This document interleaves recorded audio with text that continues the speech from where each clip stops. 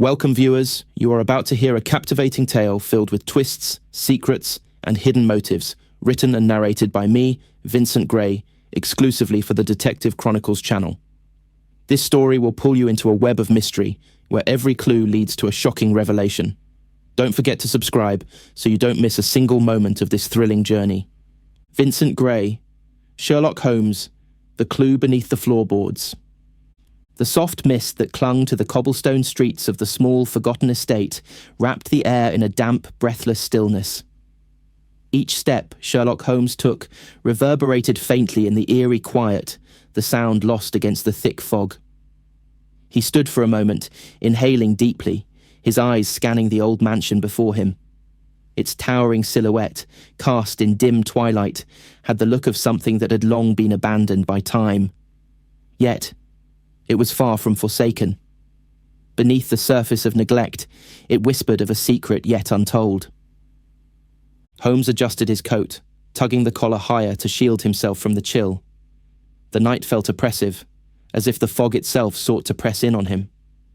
But this was familiar ground. Not the fog nor the isolation, but the lurking, undisturbed sensation that a puzzle waited to be solved, its pieces scattered just beyond his reach. The wheels of his mind turned instinctively. There was something about the structure, its ornate details, its stained windows that hinted at a story he could not yet hear. His sharp eyes drifted to the corner where a lone lamplighter struggled to light a distant street lamp, the flicker of flame briefly revealing the unsettling faces carved into the building's stone facade. An odd image, but one that did not go unnoticed by Holmes. Every detail, no matter how small, carried weight. It was a typical night for the detective, a quiet arrival in a place steeped in mystery, his sharp senses on high alert. His mind, always active, had already begun to form questions as he walked up the stone steps to the main entrance. The house, it seemed, held secrets. It was not mere chance that brought him here tonight, but a subtle pull, an invitation hidden within an odd letter that had arrived at his Baker Street address earlier in the week. Sherlock Holmes was not a man to believe in coincidences. Every case, every twist and turn, had a purpose, a reason for his involvement. This time, though, there was something more personal in the air. Something about this case felt as though it would reveal not only the answer to the puzzle before him, but perhaps a piece of himself he had long buried. He paused at the front door, raising his hand to knock. Before he could, the door swung open, revealing a figure standing motionless in the frame. "You are Mr. Holmes, I presume?" The voice was smooth, measured, with a trace of apprehension. The woman before him was draped in black, her face pale under the dim light. Her eyes, wide with uncertainty, examined him for a moment before she stepped aside. "I'm Mrs. Althea Gray," she continued softly. "Please come in." Holmes studied her carefully. He did not trust appearances. Nothing was as it seemed. Her immaculate appearance, despite the gloom of the estate, made her seem as though she belonged in a different world. But that too was what intrigued him. He entered, his boots echoing through the expansive hall, the scent of old wood and dust clinging to the air. It was a faint, musty scent, but there was something else, something metallic. The faintest note of blood lingered, sharp and sudden, before it was swallowed up by the oppressive silence. The door closed behind him with a soft click, and Mrs. Gray led him further into the house. The rooms, though well furnished, seemed unnervingly untouched. Everything was in its place, yet the stillness spoke of a history long forgotten. "This way," she said, her voice carrying a weight Holmes could not place. "The study is just ahead." Holmes's gaze wandered over the walls, noting the pictures, the furniture, the objects that were half-shadowed in the dim light. None of it felt lived in, not really. As he followed Mrs. Gray deeper into the house, an unsettling feeling crept along the edges of his thoughts. "Your husband," Holmes began, but stopped as Mrs. Gray's face tightened. Her eyes flickered toward him, almost imperceptibly, but she said nothing. Instead, she gestured for him to follow her through a narrow hallway to the study. The study was a large, imposing room, dominated by dark wood paneling and heavy drapes that shielded it from the outside world. A single lamp burned on a desk, casting a weak light over papers strewn haphazardly across the surface. Behind the desk, a chair sat at an odd angle, the seat creased as though someone had just vacated it. Holmes stepped forward, his eyes quickly scanning the scene. The papers, the lamp, the bookshelves, everything seemed perfectly in order. And yet, the air was thick with something that unsettled him. The slightest tremor of tension in the atmosphere suggested that beneath this normalcy, something was terribly wrong. Mrs. Gray hesitated at the doorway, her gaze lingering on Holmes as he took in the details. "Mr. Holmes," she said quietly, her voice trembling for the first time. "My husband. He's gone." Holmes turned to face her, his expression unreadable. "Gone?" "He was murdered," she whispered, her words barely escaping her lips. The detective's eyes narrowed. The game had begun, and the pieces were already beginning to shift. He stood motionless for a moment, absorbing the weight of her words. Murder. Not an accident, not a tragedy, but a deliberate taking of life. And something about her demeanor struck him. Her nervousness, her hesitation. Was she telling him everything? He stepped closer to the desk, his mind already formulating questions, theories. The scene was still, the answer hidden beneath layers of decorum and illusion. It was in moments like these, when all appeared calm, and the answers lay beneath the surface, that Holmes was at his sharpest. He would need to look beyond what he saw, beyond what he was told. Mrs. Gray's voice broke through his thoughts. "I'm not sure I can bear it much longer, Mr. Holmes. Please, find out what happened." Holmes turned back to her, his eyes steady and cold. "I will," he said. "But first, we must begin with the details. Every detail matters." Sherlock Holmes's eyes lingered over the desk one last time, absorbing the scene with a keen, dispassionate gaze. Mrs. Gray stood off to the side, her hands folded tightly in front of her, as though the very act of clenching her fingers might keep the world from unraveling. Her eyes were fixated on the floor, unable or unwilling to meet his. The silence stretched between them, thick with expectation, before Holmes broke it, his voice calm, detached. "Mrs. Gray, I will need to speak with the other members of the household, in particular your butler and your son. Where might they be?" The widow's hands fluttered at the mention of the butler, and she cast a glance toward the door, as if contemplating her response. "The butler, Mr. Finch, is in the kitchen. He prefers to keep to himself, but I'm sure he will speak with you. As for my son, Edward, he is in his room. He's taken the news rather hard." Holmes studied her face carefully, the flicker of hesitation before her words betraying more than she was willing to let on. He nodded slowly, a small, almost imperceptible frown curling at the corners of his mouth. He knew better than to take things at face value. Every word, every movement was a thread, and he would pull at each until the tapestry of truth revealed itself. "I shall begin with Mr. Finch," Holmes said, his tone flat as he turned toward the door. Mrs. Gray hesitated but said nothing, and he left the study without another glance in her direction. The grand hallway awaited, its silence pressing down on him like a heavy cloak. He moved quickly, his boots echoing off the darkened wood paneling, until he reached the kitchen. The door to the kitchen creaked open, and Holmes entered. The space was dimly lit, filled with the smell of stale bread and the faintly bitter scent of overcooked stew. Mr. Finch was standing at the stove, his back turned, stirring a pot with a wooden spoon. The butler's posture was rigid, his movements mechanical, as though he was entirely absorbed in the task of cooking. Yet it was clear to Holmes that his mind was elsewhere. Holmes took a moment to study the man before speaking. Finch was tall, with a thin, angular face that might have once been handsome, but age and worry had dulled its sharpness. His once pristine black suit was now slightly rumpled, and his hair, though still dark, carried the traces of silver at the temples. It was the eyes, however, that struck Holmes the most. Eyes that flicked to the door the moment it opened, dark and cautious, betraying a deep unease. "Mr. Finch," Holmes began, his voice steady but firm. "I am Sherlock Holmes, and I have been asked to investigate the recent tragedy in this house. May I have a word?" The butler stiffened, his hand halting mid-stir, but he did not turn to face the detective. Instead, his voice came out in a low murmur, thick with something that could only be described as reluctance. "I suppose it cannot be helped, Mr. Holmes. Please, do come closer." Holmes stepped into the room, taking a seat at the small table by the window. He leaned back, allowing the moment of silence to stretch between them, giving Finch space to think. He knew that silence was often as revealing as speech.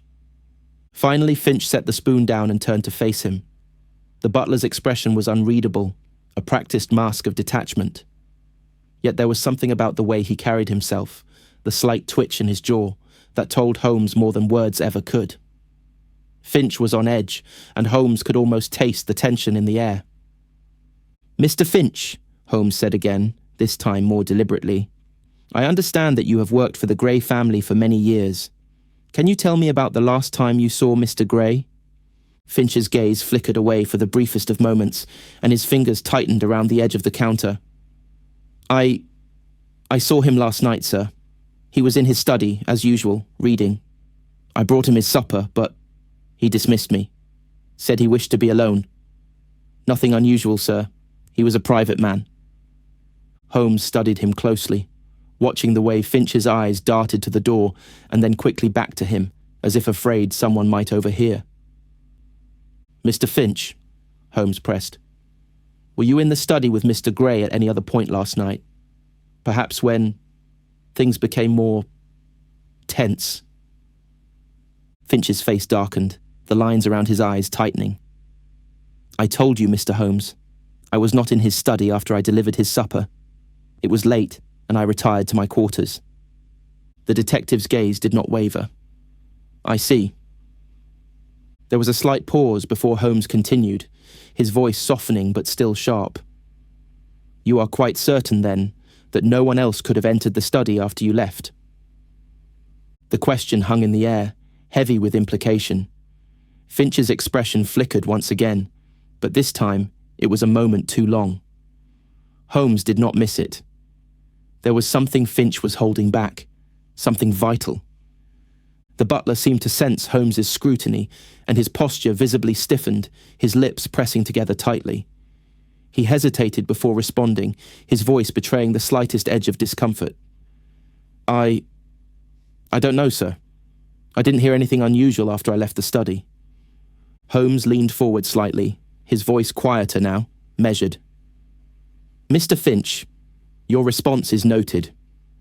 But as you can imagine, I find it difficult to accept that such a tragedy could occur with so little disturbance, especially given the nature of the man in question.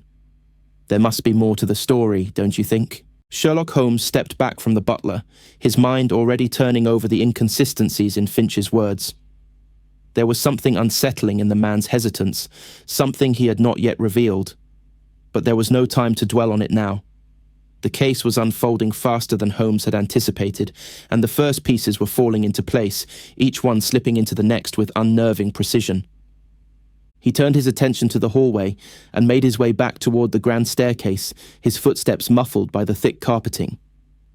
The dim light from the flickering chandelier above cast long shadows on the walls, bending and twisting as he walked. Each room he passed seemed untouched, frozen in time, yet it was impossible to shake the feeling that something was amiss in every corner, every shadow. At the top of the stairs, Holmes paused. He could feel the weight of Mrs. Grey's eyes on him, though he had not seen her since leaving the study. It was a palpable thing, that tension.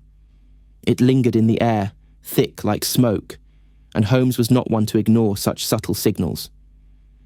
He approached the door to the master bedroom.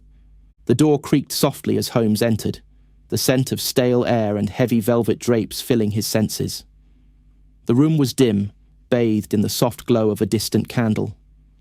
A large four-poster bed stood in the center of the room, its heavy curtains drawn back just enough to allow a faint shaft of light to slip inside. The heavy air of the room seemed to press against him, as though it too held its breath in anticipation. It was here, in the centre of the room, that Holmes first saw the telltale sign of something terribly wrong. The body of Alexander Gray, the estate's late owner, lay motionless on the floor beside the bed. His face, once stern and commanding, was now pale and slack, as though frozen in the final moment of shock. His eyes, wide open, stared at nothing, his mouth slightly agape. A pool of blood had formed beneath him, its deep crimson staining the once pristine carpet. Holmes crouched beside the body, his mind already at work, his eyes tracing the scene with deliberate care. There was no sign of a struggle, no indication that Gray had been forcibly attacked. His hands, though slightly curled, showed no signs of defense. Yet the blood told another story. It was too much, too sudden. Whoever had killed Gray had done so with precision, without hesitation. Holmes's gaze drifted to the nightstand beside the bed. There, on the edge, lay a letter. It was partially open, the edges worn as if it had been hastily handled. Holmes reached for it, his fingers brushing the cool paper as he slid it from the table. The letter itself was elegantly written, the ink smooth and neat, but the words were hardly what Holmes had expected. It read, "My dearest, if you are reading this, it means that you have found me. Please understand that I did not wish for things to end this way. I only wanted to protect us. Protect you." Holmes furrowed his brow as he read, his thoughts racing. The letter was clearly personal, but the tone was not one of anger or violence.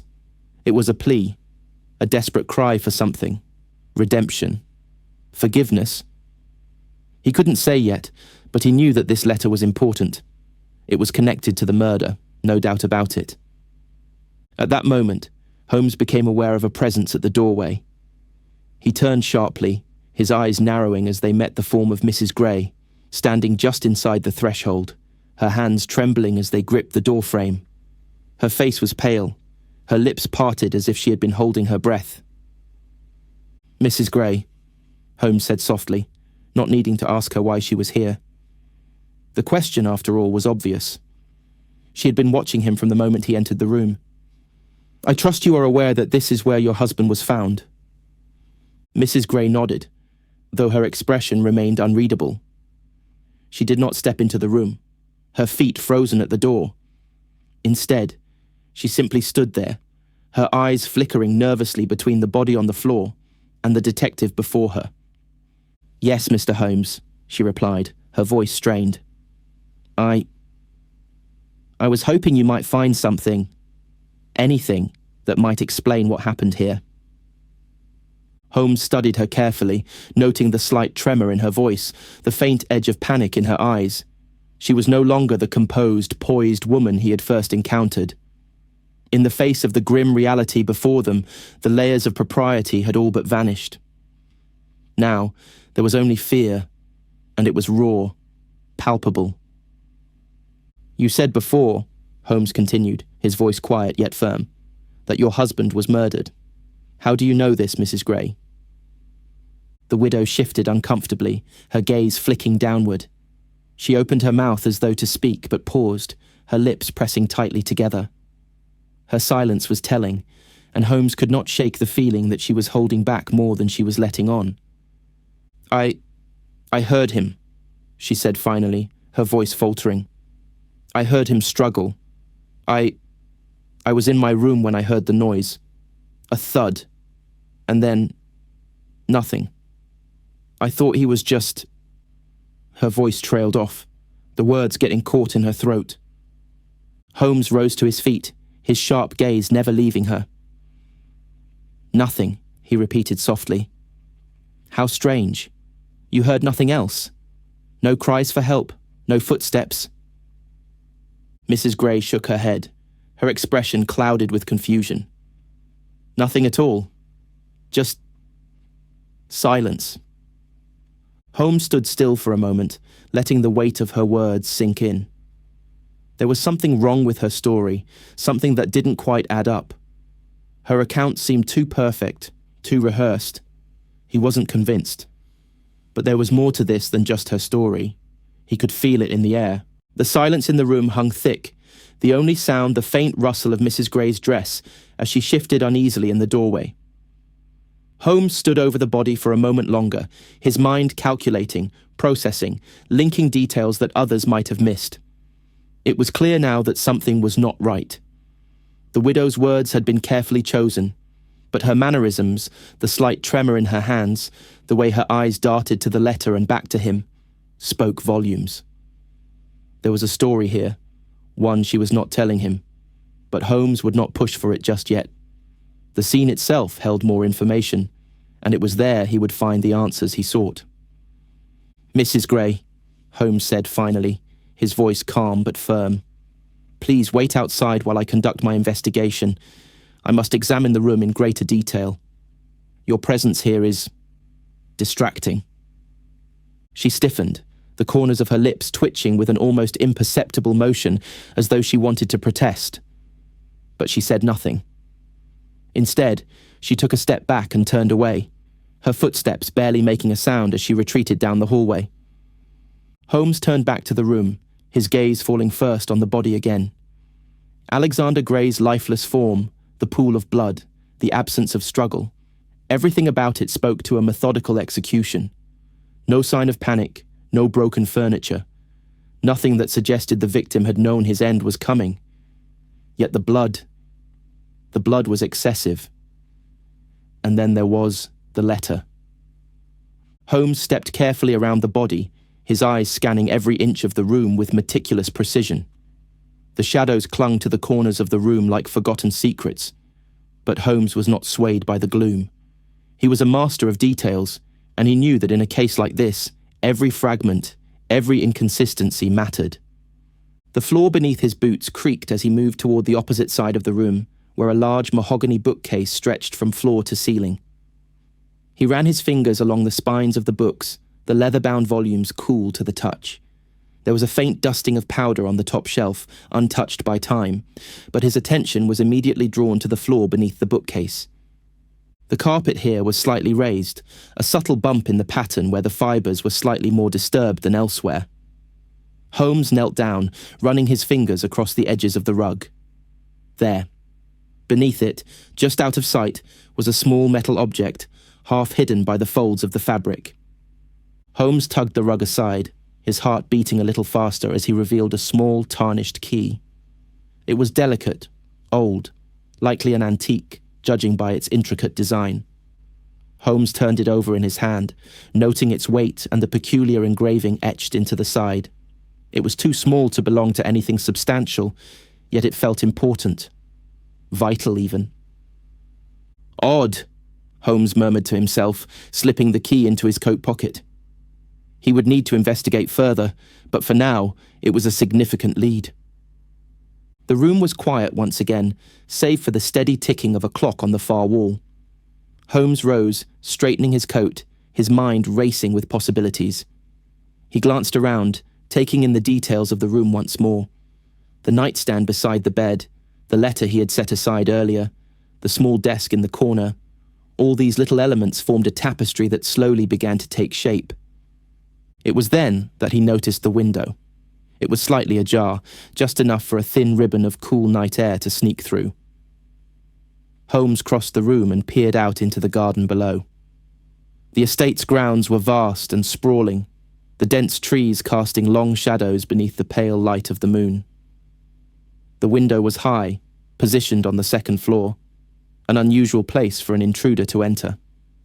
But the openness of it, the way the curtains fluttered gently in the breeze, suggested something had been disturbed. He leaned closer, inspecting the window frame for signs of tampering. It was a stretch, but it could not be ruled out. The thought that someone had entered through here was unlikely, but it was still possible. The lack of a struggle inside the room pointed to a familiarity between the victim and his killer, or at least, a killer who had been allowed to approach without suspicion. Holmes allowed himself a brief moment of reflection, his mind processing the clues he had gathered. The letter, the key, the blood. The pattern was beginning to form, but the full picture remained elusive. He needed more information. There was one more person he needed to speak with before he could fully piece it together. Holmes stood motionless for a moment, his eyes still fixed on the open window. The gentle breeze stirred the curtains, the soft rustling almost deafening in the quiet room. It was strange, the way everything seemed so still, and yet Holmes felt the stirrings of movement beneath the surface. The pieces were beginning to fall into place, but they were incomplete. There was still one key element missing. He turned toward the door, pausing briefly to glance at the body once more. His thoughts were interrupted by the distant sound of footsteps approaching, the faint echo of someone walking down the hallway. The presence of another person was enough to shift his focus, and within moments, Mrs. Gray appeared in the doorway once more, her expression a mask of forced composure. "Mr. Holmes," she said, her voice steady but betraying a trace of worry. "You've been gone for some time. Is there any news?" Holmes glanced at her, his eyes narrowing slightly as he gauged her reaction. It was clear that she was on edge, but whether it was from the shock of her husband's death or from something else, he could not tell. His instincts told him that there was more to her than she was letting on, but the time for subtlety was not yet. He needed more facts, more clarity. "Mrs. Gray," he began, his tone calm but unwavering. "I have discovered a few things. A small key, hidden beneath the rug, suggests that there is something more to this room, something concealed. And the letter you spoke of earlier, while it may appear as a simple farewell, there is a sense of urgency, of desperation in its words. It would seem that your husband was not entirely forthcoming with the people around him." Mrs. Gray's face remained stoic, but Holmes could see the slightest flicker of something in her eyes, fear, perhaps, or something darker. She stepped further into the room, her footsteps hesitant but determined. "Mr. Holmes, what are you implying? That my husband was hiding something?" Holmes did not respond immediately, his mind flickering over the possible connections. "It is too early to say, Mrs. Gray," he replied, his voice thoughtful. "But there is more to this situation than meets the eye. The question is, why did your husband leave these clues behind? Why the letter, the key, and most of all, why the sudden silence from your side of the family?" Her gaze flickered away from him for a brief moment before returning to meet his. She hesitated, her lips trembling as though caught between speaking and holding back. "I don't know what you mean by silence. I've been as open with you as I can be, Mr. Holmes. I told you the truth. My husband, he wasn't well, Mr. Holmes. He had enemies. I believe they..." She stopped abruptly, her breath catching in her throat. Holmes studied her, noting the change in her demeanor. There was something she wasn't saying, something she feared revealing. But now, Holmes was no longer content with vague explanations. The time for getting to the heart of the matter had arrived. "I understand that this is difficult, Mrs. Gray," Holmes said, his voice still calm, but with an underlying sharpness. "But if you want my help, you must be completely forthcoming. If your husband had enemies, who were they? And why the secrecy? Why the attempt to conceal whatever it was he was hiding?" Mrs. Gray's face paled, and she took a step back, clearly wrestling with something internal. I can't, Mr. Holmes. I can't tell you everything." Her voice quivered now, the cracks in her composure more apparent. "You must understand, I loved my husband. But there were things I couldn't know, things I didn't want to know." Holmes tilted his head slightly, his gaze piercing. "Then perhaps you'll answer me this, Mrs. Gray. Who had access to that study, to the letter? Who knew about the key and the hidden things that your husband clearly did not want anyone to find?" She swallowed hard, clearly caught in a web of uncertainty and fear. For a moment there was silence again, the heavy, oppressive silence of a room that carried more than its share of secrets. Finally she spoke, her voice barely above a whisper. "You must speak with Edward, my son. He might know more than I do." Holmes studied her for a long moment, searching her face for any sign of deception. He saw none. Instead, there was a pleading in her eyes, an unspoken request for understanding, for reassurance that her silence would not be judged too harshly. "I will speak with your son then," Holmes said, his voice steady. "But I must insist that you trust me fully, Mrs. Gray. Every detail is crucial to this investigation. The smallest detail could be the key to unraveling this mystery." Her eyes softened, and for the first time, a hint of gratitude appeared in her expression. "I trust you, Mr. Holmes. Just, please find the truth. For all our sakes." Holmes nodded, his mind already moving on to the next step. He had to speak with Edward Gray. The pieces were still far from aligning, but there was no time to waste. He turned toward the door, but as his hand reached for the handle, a thought occurred to him. Something about this conversation, about Mrs. Gray's reluctance to speak, gnawed at him. What was it she had tried to conceal? What had she been afraid to tell him? Sherlock Holmes paused at the door to the master bedroom, his mind already calculating his next course of action. Mrs. Gray had left him with more questions than answers. The exchange had been brief, but something about her words lingered in the air, heavy and unresolved. Her hesitance to speak further only deepened his suspicion. There was more to this mystery, more hidden just beyond his reach. He made his way back down the grand staircase, his footsteps echoing softly as he approached the drawing room. Inside, Edward Gray sat by the fire, his head bowed, a glass of brandy cradled loosely in his hand. The room was bathed in a flickering orange glow, casting long shadows on the walls. The flames crackled and popped, filling the silence with their rhythmic dance. The young man was dressed in dark mourning attire, though it was clear that the weight of the night's events had not settled easily on him. His face was pale, his eyes red from lack of sleep, and his posture slumped as though the entire world had suddenly grown too heavy to bear. Holmes watched him for a moment, assessing the situation. Edward was barely 25, a boy still in the shadow of his late father's legacy. It wasn't difficult to tell that the young man was struggling with something more than grief. There was a tension in the air, a quiet desperation that suggested this was not the first time he had been forced to carry a burden he wasn't ready for. Holmes cleared his throat gently, his voice low yet firm, causing Edward to look up with a start. The glass of brandy trembled slightly in his hand as he stood. "Mr. Gray," Holmes said, his tone polite but cutting through the discomfort. "I am Sherlock Holmes, and I have been asked to investigate your father's death. May I have a word?" Edward's eyes flickered with recognition, and though his expression remained unchanged, Holmes could see the subtle wariness in his gaze. The young man was not eager to speak, but he nodded nonetheless, stepping aside to allow Holmes to enter. The door closed softly behind him, and for a brief moment, the detective was aware of the oppressive silence that settled over them both. There was an undeniable tension in the room, a tension that both of them seemed to acknowledge but neither wanted to address.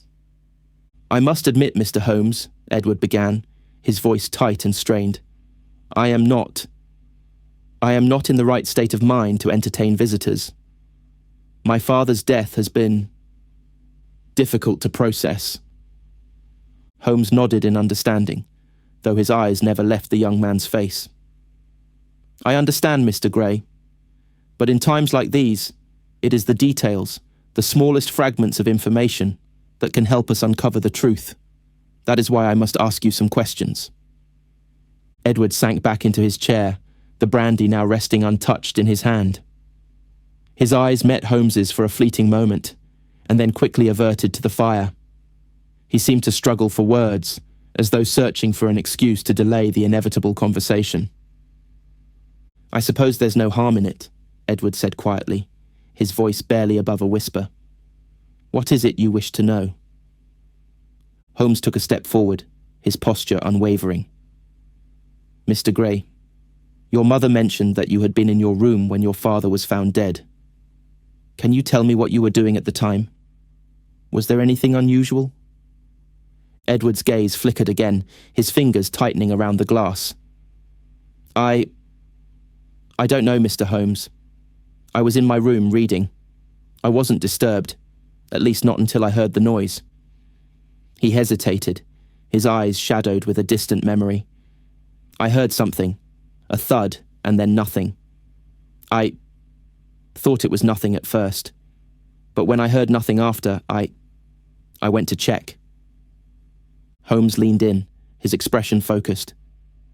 And what did you find, Mr. Gray?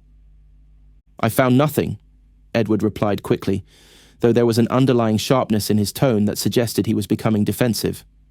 I went to the study. I knocked on the door. There was no answer. I had no reason to think anything was wrong, so I went back to my room. I wasn't involved in any of it. Holmes took in the words carefully, noting the young man's agitation, the way his hands fidgeted with the glass, his eyes darting around the room as though looking for an escape. You didn't think it odd that your father would lock himself away in his study in such a way? Holmes asked, his voice quiet but pointed. That after hearing a thud, you didn't feel compelled to investigate further? Edward's face tightened, and for a moment, Holmes saw a flicker of anger in his eyes, anger quickly masked by the thin veil of composure he had managed to maintain. I told you, Mr. Holmes, Edward snapped, his voice slightly rising. I wasn't involved in it. I don't know who would want to hurt my father. If you think I... Holmes raised a hand, his voice steady and unyielding. I am not accusing you, Mr. Gray, but there are inconsistencies in the timeline. You did not hear the struggle, the events that led to your father's death. You have no answers for why you didn't investigate further. It is not uncommon for family members to hide things from investigators, but your actions are suspicious, nonetheless.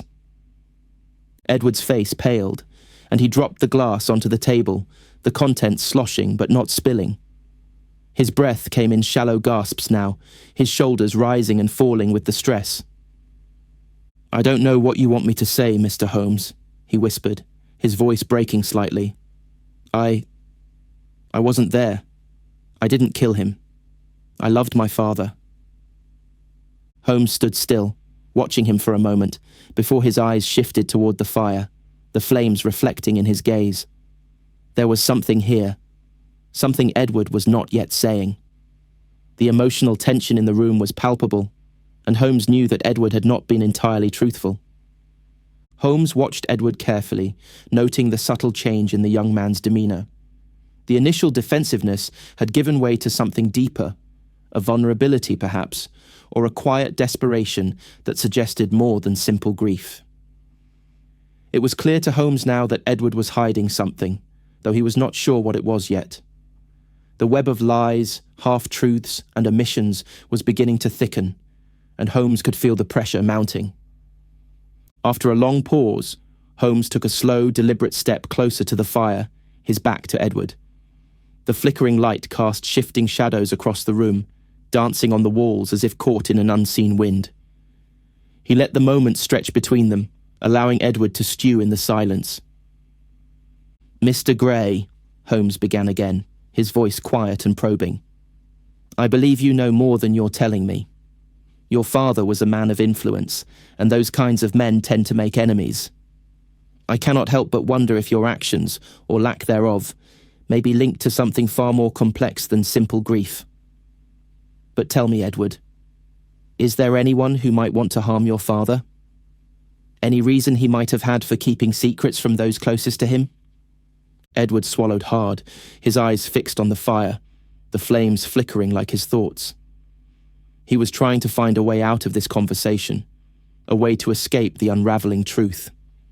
The tension in his body was palpable, his hands trembling ever so slightly, but it was the shift in his eyes that caught Holmes's attention. There it was, the flicker of guilt. He had been caught, and now he was deciding whether or not to speak. Holmes waited. His patience was legendary, and he knew that Edward would eventually crack, whether it was out of fear or frustration. I don't know, Edward said, his voice a mixture of uncertainty and anguish. Father kept to himself. I tried to reach out to him, but he wouldn't let me in. There were things he kept from me, and from Mother too. I couldn't understand him. Sometimes he would mention people who weren't around anymore, old business associates. But he'd never explain, never tell me what happened. Holmes turned toward him, his gaze steady. You say your father kept things from you. Perhaps then there was something about his relationships, about his dealings, that you didn't know. Tell me, Edward, was there anyone close to your father in the days leading up to his death? Someone who may have had a reason to silence him? Edward's hands trembled again, and this time, Holmes saw the unmistakable signs of a man on the edge. The young man was starting to unravel, slowly but surely. I don't know, Edward said again, his voice softer now, more defeated. I don't know what father was involved in, what he was hiding, but I do know that he was afraid of something. I heard him talking late at night once, whispering to someone on the phone. He was always careful, too careful. And then the letter he left. His voice trailed off, his gaze falling to the floor. Holmes took a step closer, his eyes never leaving Edward's face. The letter, you say? Edward nodded, his expression conflicted. Yes. He wrote to me before all of this happened, but it didn't make sense. It was cryptic, full of warnings about keeping things secret, about trusting no one. Holmes's pulse quickened. This was the break he had been waiting for. Edward had been holding on to something vital, and it was now coming to light. May I see this letter, Mr. Gray? Holmes asked, his voice low but commanding. Edward hesitated for a moment, glancing at the fire and then back at the detective. He seemed reluctant, as though the letter contained a truth he was not ready to face. But after a few moments, he nodded slowly. All right, he whispered, rising from his chair and moving toward a drawer in the small desk beside the window. He pulled out a folded sheet of paper and handed it to Holmes with trembling hands. Holmes took the letter, unfolding it with deliberate care. The handwriting was sharp, hurried, as though the writer had been rushing to finish the words before time ran out. The letter began with a simple address. To my son, Edward. And then, in the next few lines, it grew darker. Edward, there are things you will not understand. Things I have done, and people I have wronged. I beg you, for your sake, keep yourself out of this. Do not trust anyone, not even those closest to you. I have made enemies who will stop at nothing to destroy me, and I fear that the worst has yet to come. Please, do not go looking for answers. Holmes's eyes scanned the rest of the letter quickly, his mind absorbing the details. It was a cryptic plea, a man afraid for his life, but it didn't explain everything. What had Alexander Gray done to provoke such fear? This is significant, Holmes murmured to himself. He looked up at Edward, whose face had gone pale again. Mr. Gray, do you understand what your father was trying to tell you here? Edward shook his head, a look of confusion in his eyes. I don't know, Mr. Holmes. He was always secretive, always pushing me away.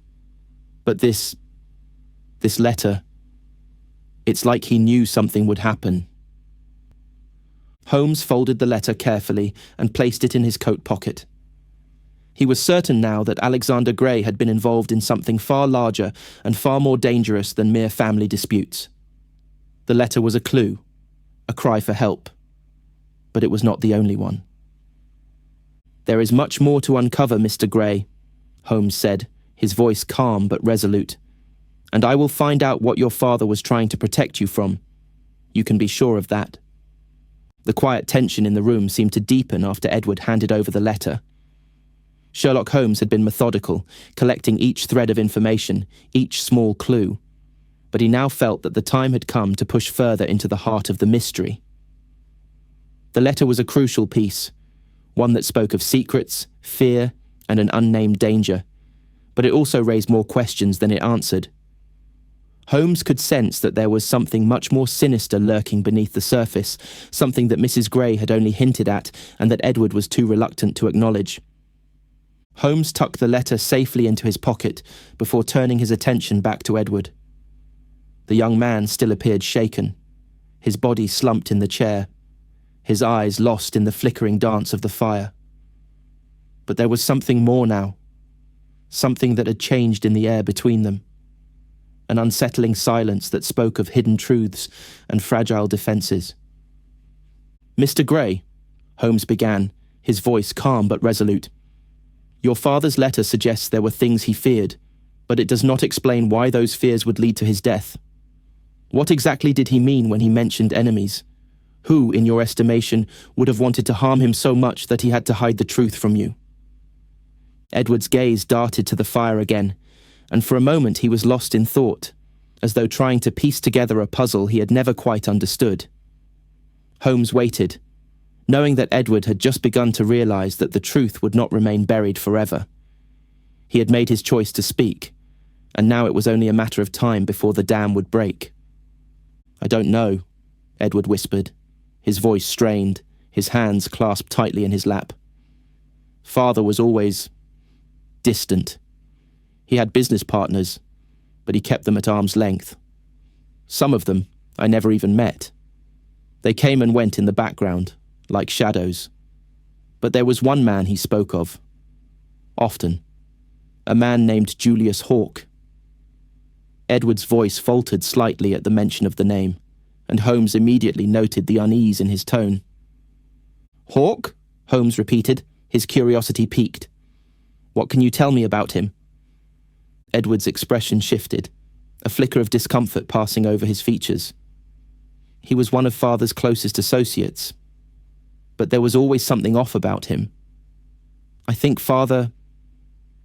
know Father didn't trust him. He said that Hawke was a man with no morals, that he would do anything to get ahead. Holmes leaned in slightly, his eyes narrowing. "And yet, despite this distrust, you say your father continued to do business with him?" Edward shifted uncomfortably in his seat, clearly unwilling to delve too deeply into his father's history. "I don't understand why. But Father always said that there was no one else who could manage the deals he was involved in.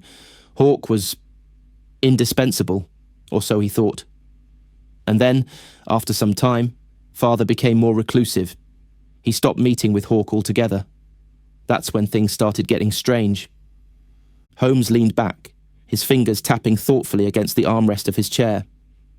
"Strange how?" Edward hesitated again, his eyes drifting to the darkened corner of the room.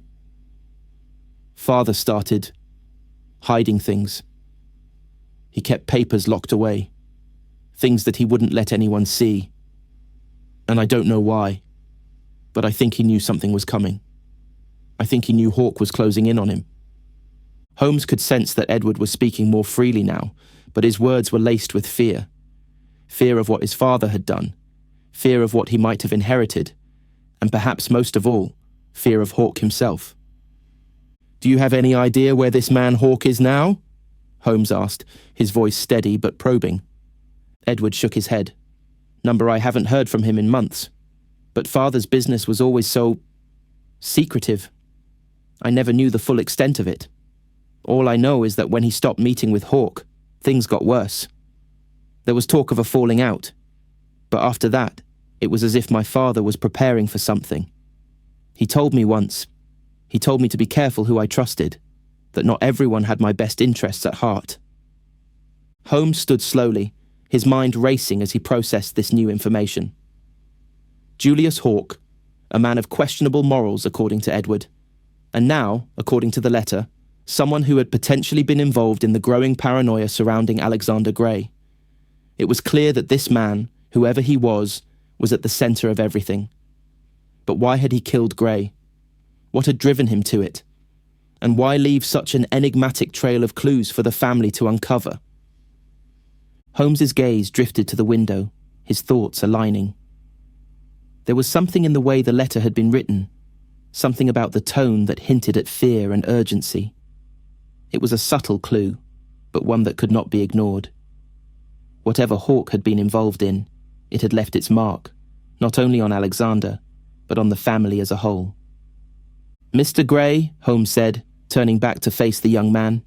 "You have been helpful, but there is more to this than you realize. It is clear that your father was trying to protect you, to shield you from whatever Hawke was involved in. But now, it seems that the consequences of your father's actions are spilling into the present." Edward looked up at him, his face pale and haunted. "What do you mean, Mr. Holmes? What do you intend to do?" Holmes gave him a look that was both reassuring and unsettling. "I intend to find Julius Hawke, and when I do, I will have the answers you seek. But be prepared, Mr. Grey. This is only the beginning." Edward stared at Holmes, his face pale as the implications of the detective's words sank in. The young man looked lost, as if the reality of the situation was starting to weigh too heavily on him.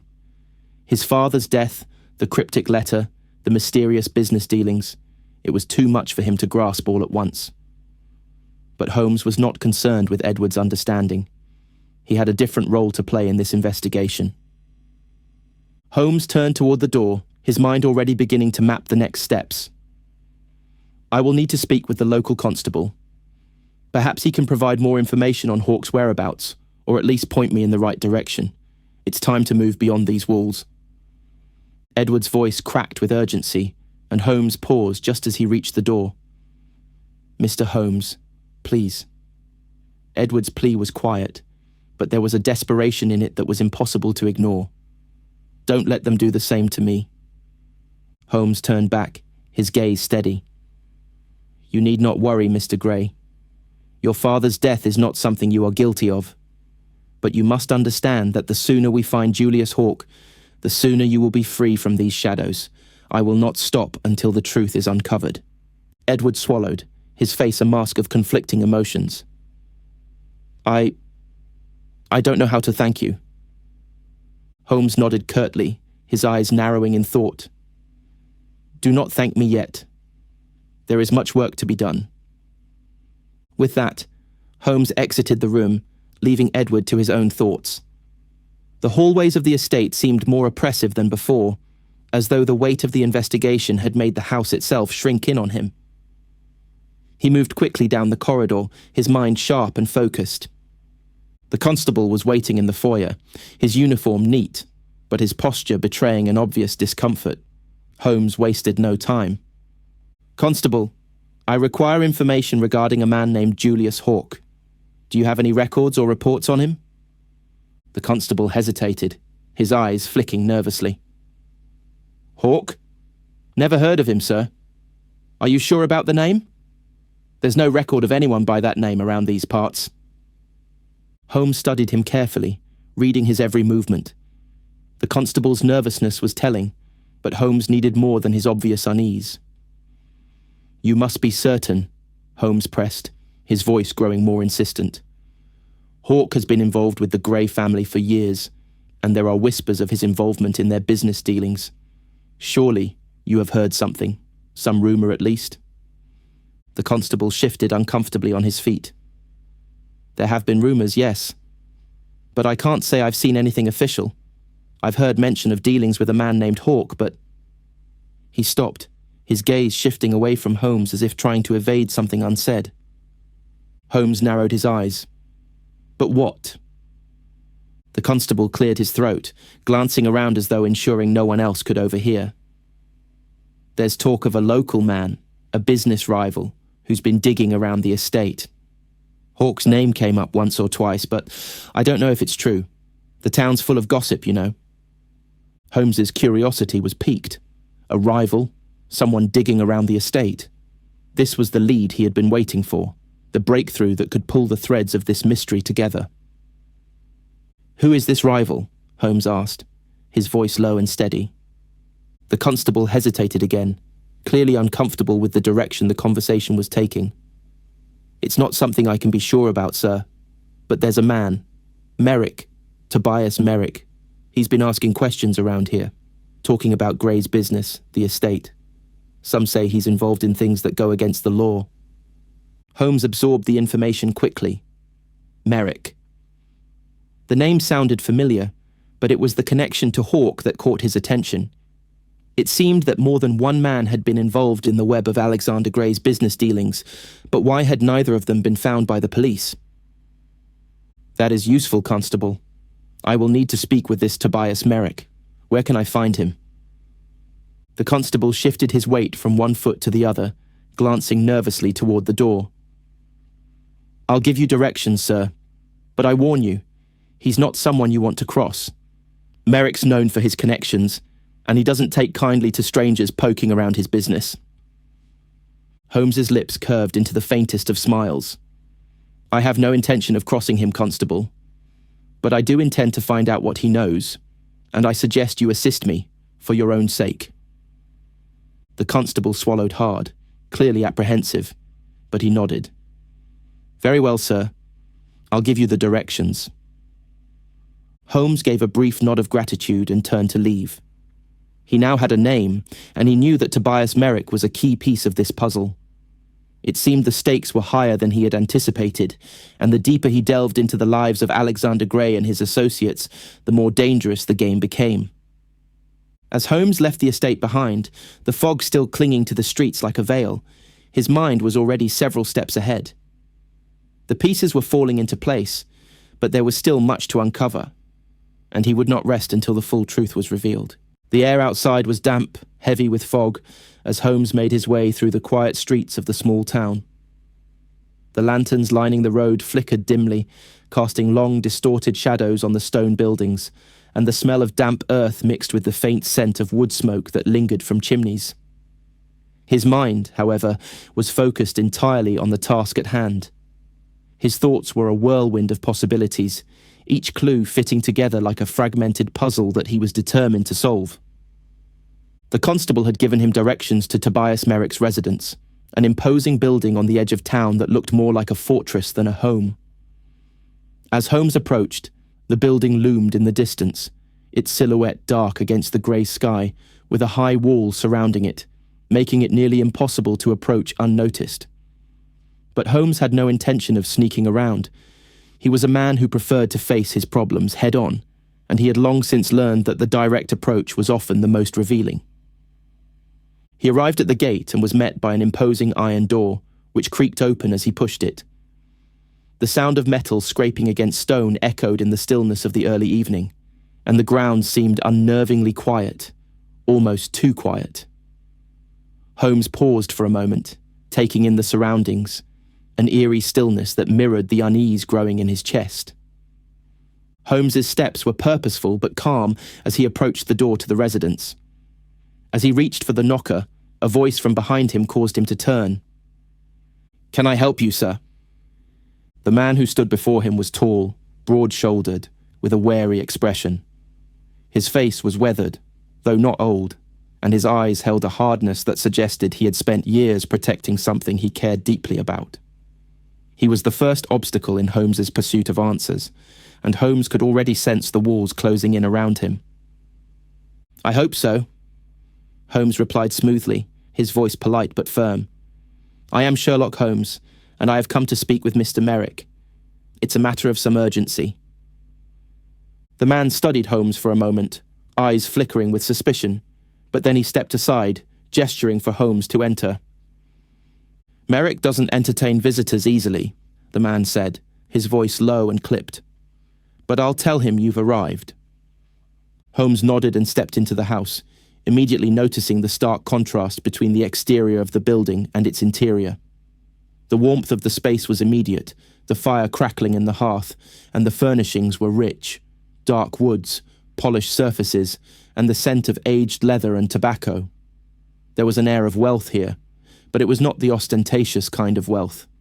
Instead, it was the kind that spoke of old money, inherited power, and quiet control. It reminded Holmes of the atmosphere he had encountered at the Grey estate. Both families were entrenched in their own private worlds, cut off from the reality of those outside their circles. "Merrick will see you now," the man said, gesturing for Holmes to follow him through a narrow hallway lined with heavy drapes. Holmes entered the study, where a man sat behind an impressive oak desk. He was in his early 40s, his dark hair slightly dishevelled, and his sharp features were marred only by the deep lines around his eyes. His expression was calculating, his posture rigid, but there was a sense of discomfort about him, as if he were not used to being in the presence of someone who could see through his facade. "Mr. Holmes, I presume," Merrick said smoothly, his voice low and measured, though there was a hint of wariness beneath the surface. "I've heard of your work, but I must admit, I'm surprised to find you here. What is it that brings you to my doorstep?" Holmes didn't waste time with pleasantries. He took a step forward, his eyes locked onto Merrick's. "I believe you know why I'm here, Mr. Merrick. Your connection to the late Alexander Gray and the peculiar circumstances surrounding his death have brought me to you. I need you to answer a few questions." Merrick's expression flickered, a brief shadow of something, anger or perhaps fear, crossing his features. But it was gone almost immediately, replaced by his usual composed demeanor. "I'm afraid you'll have to be more specific, Mr. Holmes. You've come all this way, but I still don't see what this has to do with me." Holmes paused, his gaze unwavering. "You and Mr. Gray were involved in business together, yes? And you were, according to several sources, one of the last people to have seen him alive. Your relationship with him, your dealings, they are at the heart of this case. I suspect you were not as unaware of his enemies as you would have me believe. I would suggest you be forthcoming." Merrick's jaw tightened at the mention of enemies, and for a brief moment, Holmes could see the facade crack, just a little, but enough to confirm his suspicions. Merrick knew more than he was letting on. "You've been very clever in keeping your involvement hidden," Holmes continued, his voice calm but cutting. "But your ties to Gray were not purely professional, were they? You were both entangled in something much darker, something that has now led to his death. You would be wise to tell me the truth, Mr. Merrick." Merrick's face went cold, and for a moment he said nothing. The tension in the room was palpable, thick with unspoken words. It was clear now that he was weighing his options, deciding whether to lie or reveal the truth. Holmes could almost hear the gears turning in Merrick's mind. Finally, Merrick leaned back in his chair, his eyes narrowing as he regarded the detective with an expression that was almost appreciative. "You're right," he said slowly, his voice a bit more resigned than before. "There's no point in hiding it any longer. You've already uncovered more than I expected." Holmes raised an eyebrow, his pulse quickening slightly. This was the breakthrough he had been waiting for. Merrick's fingers drummed lightly on the edge of the desk, his eyes never leaving Holmes's. For a moment he seemed to gather himself, taking a deep breath before speaking again, this time with more weight in his voice. "You're right about one thing, Holmes. Alexander and I were business partners, once. But our relationship soured long before his death. He was a fool, always trying to hide things from me, pretending he could protect his family and his wealth without dealing with the true nature of the world we lived in. But he couldn't. No one can."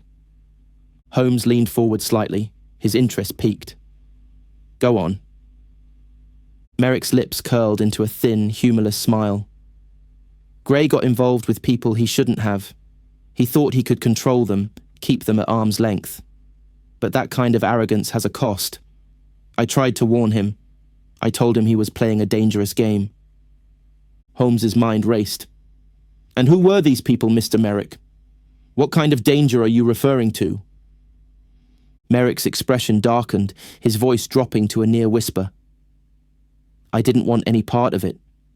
These men, they were not the kind of people you'd want to cross. They dealt in illegal arms, underground dealings, things that could ruin a man's life in an instant.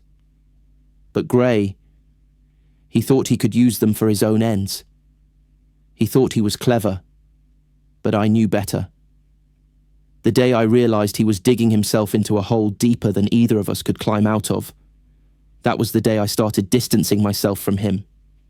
Holmes studied Merrick closely, searching for any signs of deceit. "And what did you do when you realized the danger he was in?" "I pulled away," Merrick said quickly, as though the answer were obvious. "I severed all ties. I tried to warn him again, but he wouldn't listen. He thought he was invincible." Holmes's eyes narrowed as he processed this new information. "So, You had no part in his death? Merrick hesitated.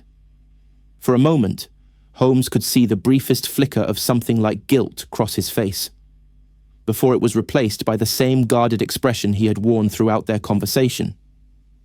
He cleared his throat. No, Merrick finally said, his voice flat. But I suspect someone who might have had a stake in all this did, and it wasn't just about business anymore. Holmes raised an eyebrow, sensing the hidden layers beneath Merrick's words. What do you mean by that? Who else was involved, Mr. Merrick? Merrick's face became harder, his jaw clenched. I don't know for certain, but I have my suspicions.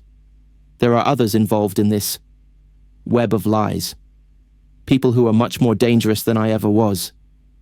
They'll stop at nothing to get what they want. Holmes leaned in, his voice dropping to a tone of quiet intensity. Who, Mr. Merrick? Who are these people? And what do they want? Merrick hesitated again, and Holmes could see that the man was weighing whether to reveal more. His posture was stiff, his hands gripping the armrests of the chair so tightly that his knuckles were white.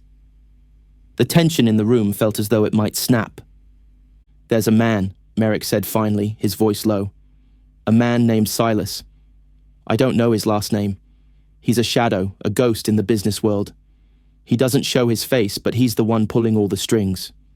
Everything that happened to Gray, everything that's led to his death, it's all connected to him.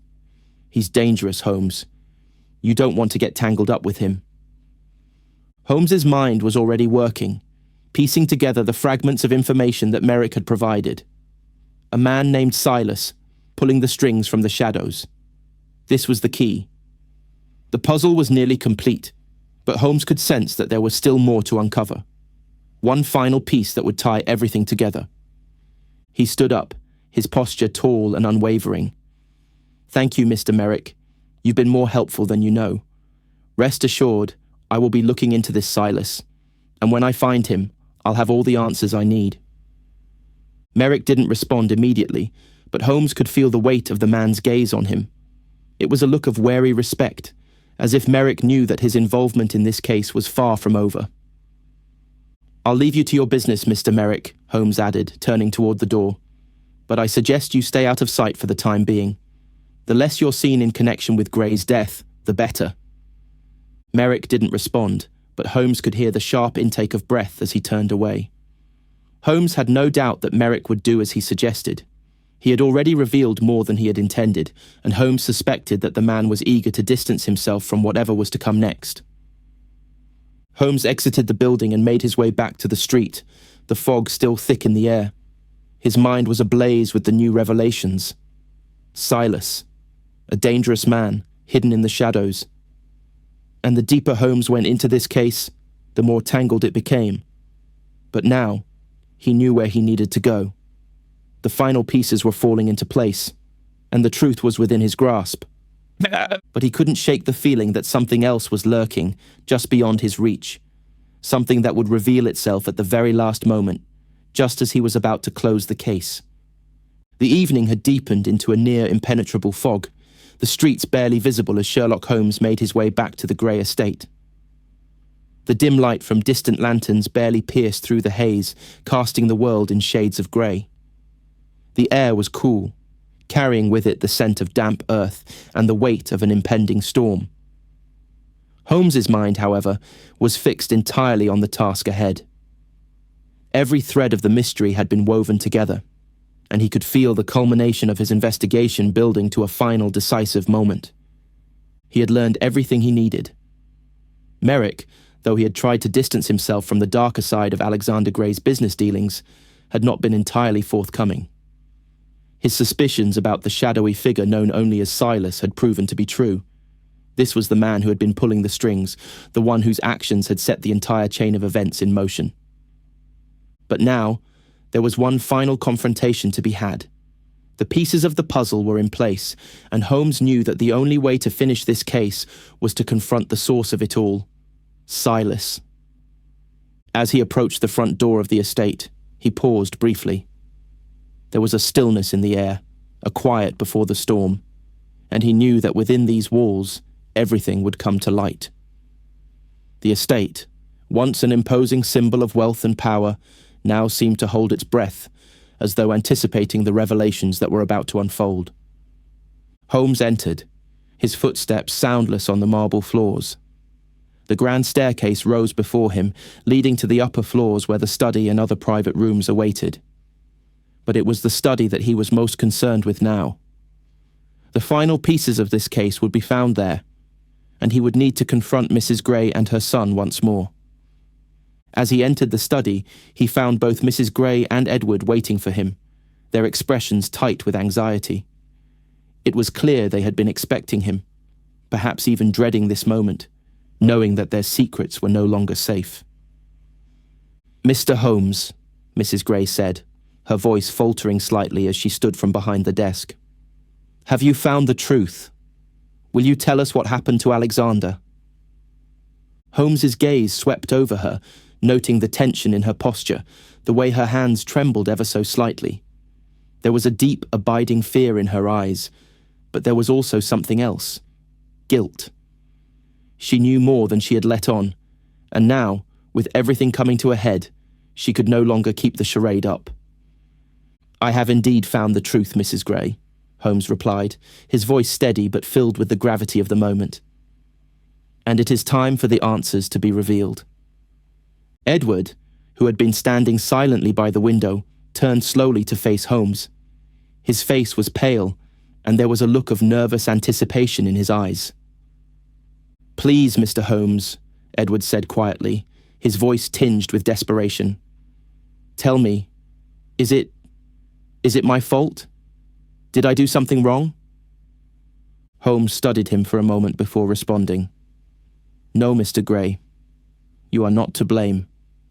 But your father's death is tied to much more than you realize." Mrs. Gray stiffened at his words, her breath catching in her throat. "What do you mean, more than we realize?" she asked, her voice barely above a whisper. Holmes turned his gaze toward her, his eyes sharp and penetrating. "Your husband, Alexander, was involved with people far more dangerous than you could ever have imagined. He made deals with men like Julius Hawke, and perhaps more disturbingly, he became entangled with a shadowy figure named Silas." At the mention of Silas, both Mrs. Gray and Edward flinched. It was the first time Holmes had mentioned this name out loud, and it was clear from their reaction that they knew exactly who he was talking about. "Silas?" Mrs. Gray whispered, her voice trembling. No, he couldn't have been involved. He was," Holmes interrupted, his tone unwavering. "In fact, Silas is the man responsible for your husband's death." The room seemed to freeze at his words. Mrs. Gray's face went pale, and Edward took a sharp breath, as though he had just heard something that shattered his world. How can you be so sure?" Mrs. Gray asked, her voice cracking under the strain. "What do you know about him?" Holmes moved to the center of the room, his posture calm but commanding. "Silas, as you know, is a figure of mystery, someone who operates from the shadows. But through my investigation, I have learned that he has been manipulating the situation from the very beginning. He and your husband had business dealings that went far beyond what either of you could understand." Edward's eyes widened. "But why? Why would he kill father? What did he want from him?" Holmes's gaze darkened as he spoke. "Your father, Mr. Gray, was no fool. He knew he was being used. And in the end, he tried to sever his ties with Silas. But Silas couldn't allow that. He had too much invested in your father's business dealings, too much at stake. So he took matters into his own hands. He killed Alexander Gray, but not just for revenge. He did it to secure his own interests. Your father's attempt to break free from Silas's grasp was seen as a threat." Mrs. Gray's face contorted with disbelief, her hands clutching the edge of the desk as though she might collapse. But I don't understand. How do you know this? What proof do you have?" Holmes turned his gaze to the desk, where the letter from Alexander Gray still lay, its contents a testament to the man's fear and foresight. "The letter your husband left behind, Mrs. Gray, was not just a farewell. It was a warning, a final plea for you and your son to understand the danger you were in. And the key I found beneath the floorboards in your husband's study, it unlocked the final piece of this puzzle. The room seemed to grow colder, the weight of the truth settling heavily upon them. Mrs. Gray and Edward stood frozen, unable to move or speak as the final revelation sank in. The killer was not just a shadow, not just an enemy of their family. Silas was a man who had destroyed their world with a single calculated act. "Do you understand now, Mrs. Gray?" Holmes said softly, his voice cutting through the tension. "The man you were so desperately trying to protect, the man you thought was invincible, was not. And now, it is time for you to face the consequences of your choices." The room remained silent for several moments, the weight of Holmes's words hanging heavily in the air. Mrs. Gray stood as though frozen, her hands clasped tightly in front of her, knuckles white. Edward, on the other hand, had gone completely pale, his face a mixture of confusion and horror as he tried to process everything that Holmes had just revealed. He opened his mouth to speak, but closed it again, unable to find the words. Holmes, ever composed, allowed the silence to stretch on, his piercing gaze never leaving Mrs. Gray. He could sense that she was struggling with the truth, with her own guilt, and perhaps with the overwhelming realization that everything she had believed about her husband's death had been a lie. "Mrs. Gray," Holmes said softly, his tone surprisingly gentle. "I understand this is difficult, but the truth is here. Your husband's life was taken not by some random act of violence, but by the very people he thought he could control." Tears welled in Mrs. Gray's eyes, but she did not cry. Instead, her face tightened, and a look of resignation spread across her features. "I should have known," she whispered, more to herself than to Holmes. "I should have seen it sooner. I was too blinded by my own fear, by my own pride." Holmes did not answer immediately. His expression softened ever so slightly, his mind already moving to the next step. "You were trying to protect your son," he said, understanding her unspoken words. "But by doing so, you kept him in the dark about the dangers your husband had brought into your lives. And now, it is those very dangers that have caught up with you." Edward looked up then, his voice breaking through the silence. "What do we do now? How can we fix this? We can't just leave things like this, can we?" Holmes turned to him, his face unreadable. "It's too late for that. The web has been spun, and there's no going back. Silas will not stop until he gets what he wants, and he has no intention of letting anyone stand in his way." "Then what are we supposed to do?" Edward pressed, his voice full of desperation. "You know what's going on, Mr. Holmes. You know who did this. Can't we just go to the police? Turn him in?"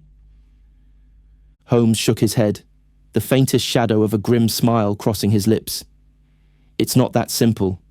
Silas is too well connected, too powerful. He has the influence to silence anyone who stands against him. Going to the authorities would only put you and your family in greater danger." Mrs. Gray's voice was barely a whisper.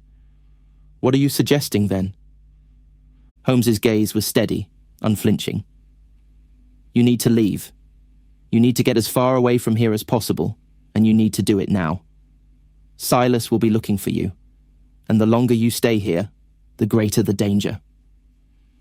Edward looked at his mother, who seemed almost paralyzed by fear. "Mother, we can't stay here. We have to go. We can't keep running, can we?" he asked, his voice rising in anxiety. Holmes turned to him, his expression softening ever so slightly. "You don't have much of a choice. Silas's men will come for you, whether you stay here or not. If you leave now, you stand a better chance of escaping his reach. This estate will no longer be a sanctuary. It is already compromised."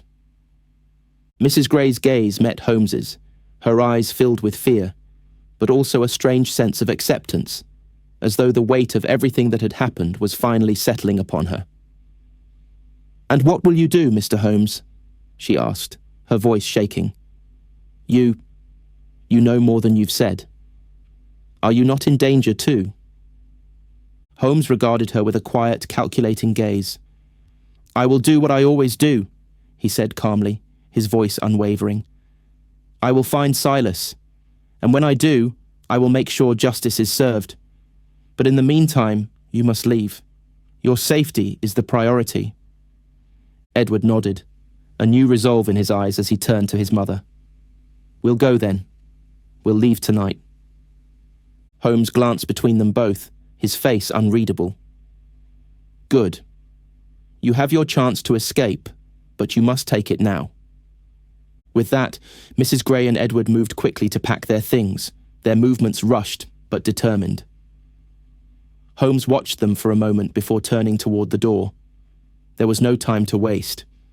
The pieces of the puzzle had fallen into place, and now it was time to confront Silas, once and for all. As Holmes stepped outside into the thick fog, his mind raced ahead to the next steps. He had one goal in mind: to track down Silas and bring him to justice. The case was nearing its conclusion, but Holmes knew better than to let his guard down. There were always surprises waiting in the shadows. The night had fallen fully now, the town enveloped in mist, and Holmes moved forward into the unknown, knowing that the true confrontation was still ahead. But this time, he was ready. The fog still clung to the streets like a thick veil, obscuring the edges of the world and turning the familiar into something hauntingly unfamiliar.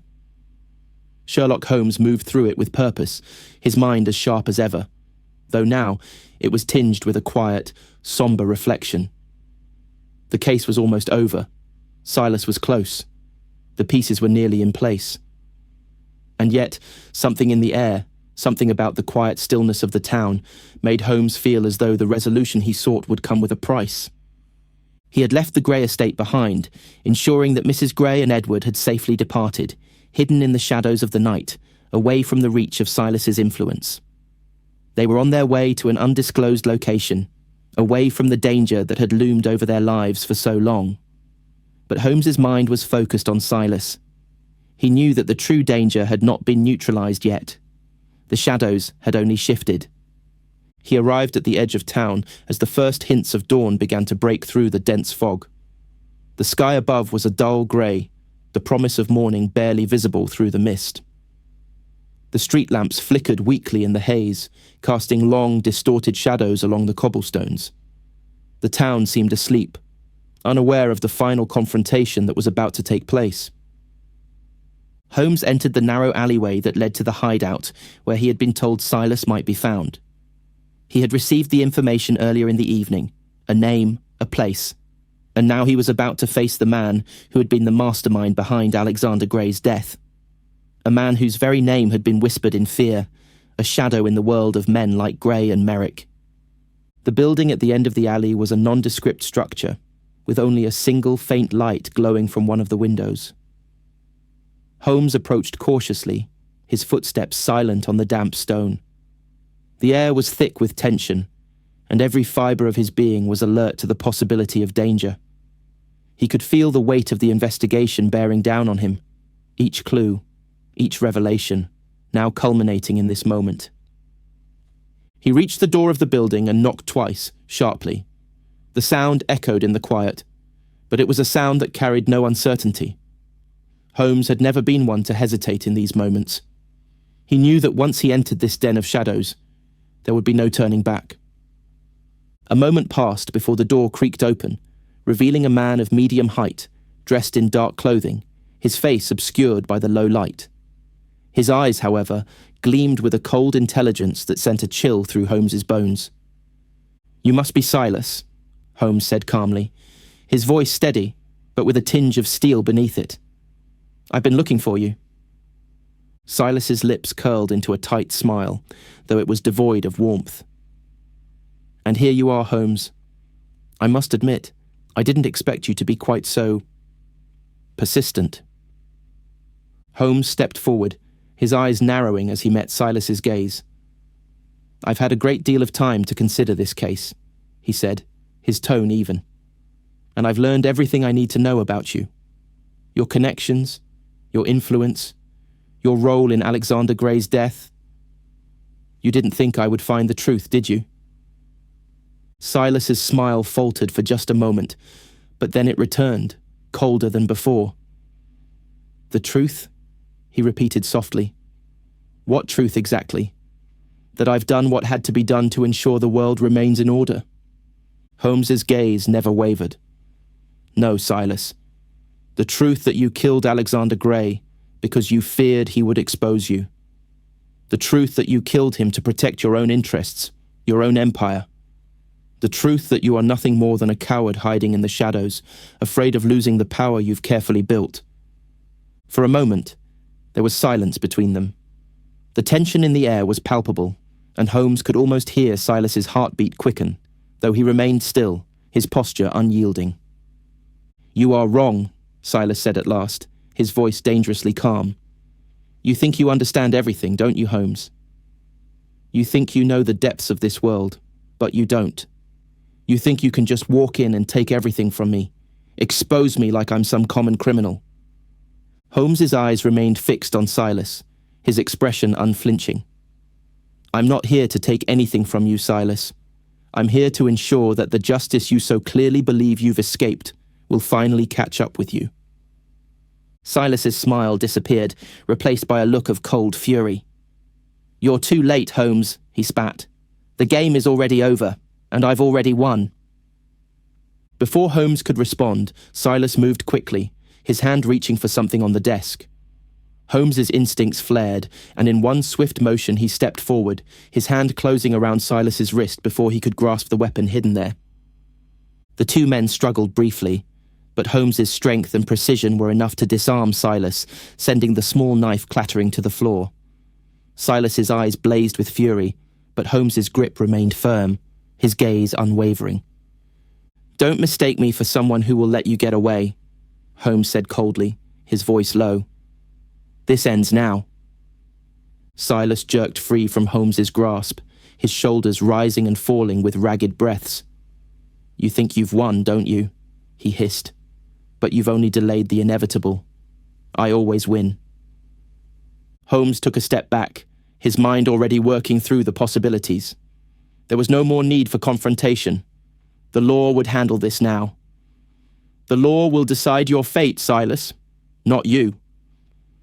With those final words, Holmes turned and walked out of the room, leaving Silas standing in the shadows, his pride broken and his empire crumbling. The investigation was over. Justice had been served.